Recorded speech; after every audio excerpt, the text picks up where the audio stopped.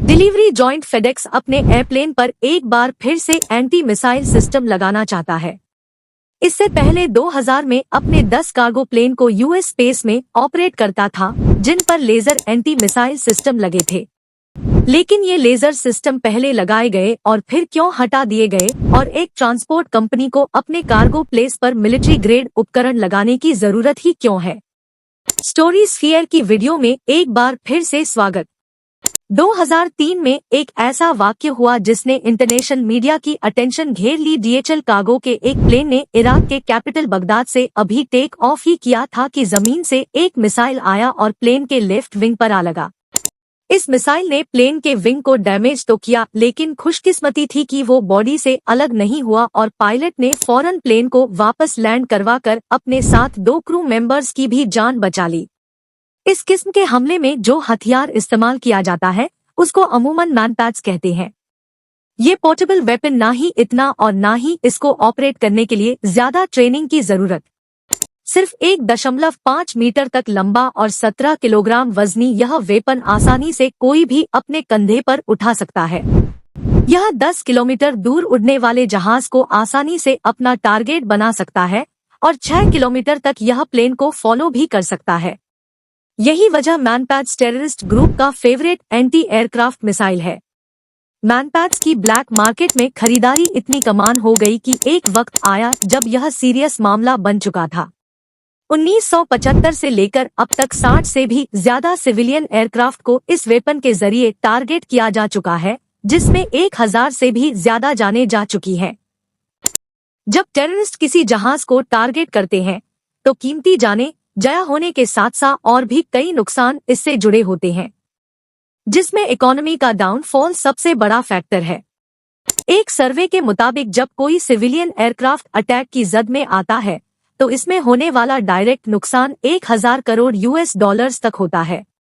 लेकिन कंट्री की इकोनॉमी पर होने वाला इनडायरेक्ट नुकसान हमारी सोच से भी ज्यादा होता है, क्योंकि जब भी ऐसा हादसा होता है तो 70% तक लोग डर के मारे अगले कई महीना तक ट्रैवल ही नहीं करते।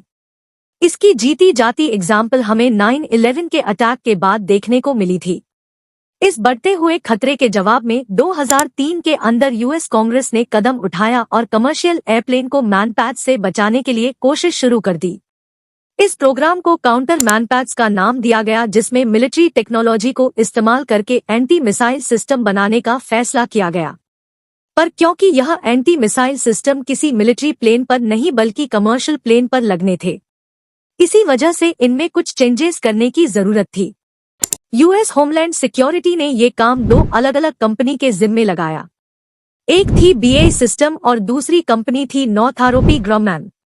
बीएई सिस्टम ने जेट आई नामी डेवलप किया, जबकि नॉर्थरॉप ग्रामैन के बनाए गए सिस्टम को गार्डियन का नाम दिया गया। ये सिस्टम प्लेन के फ्यूज लॉस के नीचे इंस्टॉल किए गए, जो आने वाले मिसाइल को डिटेक्ट करके उसको खत्म तो नहीं कर सकते थे, लेकिन लेजर बीम फेंककर मिसाइल को कंफ्यूज करके उसकी डायरेक्शन चेंज कर सकते थे। आपको यह बताते चले कि मनपद मिसाइल में कुछ सेंसर लगे होते हैं जो जेट इंजन से निकलने वाले एग्जॉस्ट की गर्माइश को डिटेक्ट करके उसको फॉलो करते हैं। इन मिसाइल की स्पीड किसी कमर्शियल प्लेन की स्पीड से 2.5 टाइम ज्यादा होती है। इसी वजह से यह बड़ी आसानी से प्लेन तक पहुंचकर उनको हिट कर सकते हैं। एंटी मिसाइल सिस्टम से निकलने वाली लेजर बीम भी मिसाइल के सेंसर को कंफ्यूज करके उसको टारगेट से दूर लेकर जाती है। बीएई सिस्टम ने अपना सिस्टम अमेरिकन एयरलाइंस के 3 बोइंग 767 पैसेंजर प्लेन्स पे लगाया, जबकि नॉर्थरॉप ग्रामैन ने अपना गार्डियन पोर्ट फेडेक्स के 10 कार्गो प्लेन में इंस्टॉल किया। दोनों कंपनी के अलग अलग सिस्टम्स को इंस्टॉलेशन से पहले डमी जेट इंजन पर टेस्ट भी किया गया था। इस काम के लिए काफी ऊंचाई पर पहाड़ों के बीच वायर्स लगाई गई, जिन पर डमी प्लेन को अटैच किया गया। इस प्लेन पर एंटी मिसाइल सिस्टम और जेट इंजन भी लगाया गया, जो कमर्शियल एयरलाइन जितनी हिट निकलता था। एक नहीं, 2 नहीं, बल्कि कई बार टेस्ट मिसाइल फायर करने के बाद ये देखा गया कि दोनों कंपनीज की तरफ से बनाया जाने वाला एंटी मिसाइल सिस्टम कामयाबी से मिसाइल को अपने से दूर कर रहा है। लेकिन उसके बावजूद भी 2008 में जिन जिन प्लेन पर यह सिस्टम इंस्टॉल किए गए थे उनको वापस निकाल दिया गया, और उसकी सबसे बड़ी वजह थी इन पर होने वाला खर्चा और एक्सपोर्ट कॉम्पाइलेशन। इस एक एंटी मिसाइल सिस्टम की कीमत 10 लाख US थी। पैसेंजर एयरलाइन जो कंपटीशन की वजह से वैसे ही बड़ी मुश्किल से प्रॉफिट जनरेट कर पाती थी, उनके लिए यह एक्स्ट्रा कॉस्ट सर का दर्द बन चुकी थी। इसके अलावा इस सिस्टम की रेगुलर मेंटेनेंस एयरलाइन ऑपरेशन को डिस्टर्ब कर रही थी। कई बार तो अमेरिकन एयरलाइंस के उन तीनों जहाजों को बगैर एंटी मिसाइल सिस्टम एक्टिवेट किए ही जाने दिया जाता था। और तीसरी सबसे बड़ी मुश्किल थी टेक्नोलॉजी एक्सपोर्ट। अब क्योंकि ये टेक्नोलॉग अमेरिकन मिलिट्री की थी और जहाज जब ये सिस्टम लेके कंट्री से बाहर जाएंगे तो इस बात के काफी चांसेस है कि ये टेक्नोलॉजी लीक हो जाएगी। इसी वजह से एयरलाइन को पाबंद किया गया कि वो अगर एंटी मिसाइल सिस्टम लगवाएंगे तो उनको एक्सपोर्ट लाइसेंस का खर्चा भी सहना पड़ेगा। ये सल्यूशन किसी भी तरह से लॉजिकल नहीं था, क्योंकि ये प्रैक्टिस अमेरिकन एयरलाइन के लिए तो जरूरी की जा सकती थी, लेकिन दूसरी कंट्रीज की एयरलाइंस ये सिस्टम ना लगवाकर अपनी कॉस्ट बचा सकेगी और कंपटीशन में पैसेंजर्स को सस्ते टिकट भी दे पाएंगी। तो इन शॉर्ट ये सिस्टम अमेरिकन एयरलाइन बिजनेस के लिए सुसाइड से कम नहीं था। कमर्शियल एयरप्लेन पर एंटी मिसाइल सिस्टम अनइंस्टॉल करवाने के करीब 10 सालों के बाद 2019 में फेडेक्स ने एक बार फिर से लेजर मिसाइल डिफेंस सिस्टम के लिए अप्लाई किया। इस नए सिस्टम में और पहले लगने वाले सिस्टम में फर्क सिर्फ इतना है कि यह टेक्नोलॉजी फेडेक्स खुद इंट्रोड्यूस करवा रहा है और इस पर सारा खर्चा भी फेडेक्स खुद ही करेगा। पर सवाल यह है कि फेडेक्स जैसी कार्गो कंपनी के लिए एंटी मिसाइल सिस्टम इतना जरूरी क्यों है? असल में इनके बिजनेस नेचर के हिसाब से इनको ऐसी लोकेशन पर भी जाना होता है जहां टेररिस्ट एक्टिविटीज बहुत ज्यादा है। पैसेंजर एयरक्राफ्ट ज्यादातर ऐसी डेस्टिनेशंस पर जाते ही नहीं हैं जहां हालात कशीदा होते हैं। कार्गो प्लेन्स अक्सर कीमती और सेंसिटिव चीजें भी ट्रांसपोर्ट करते हैं, जिसमें इलेक्ट्रॉनिक्स, फार्मास्यूटिकल्स और कभी कभार मिलिट्री इक्विपमेंट भी होता है।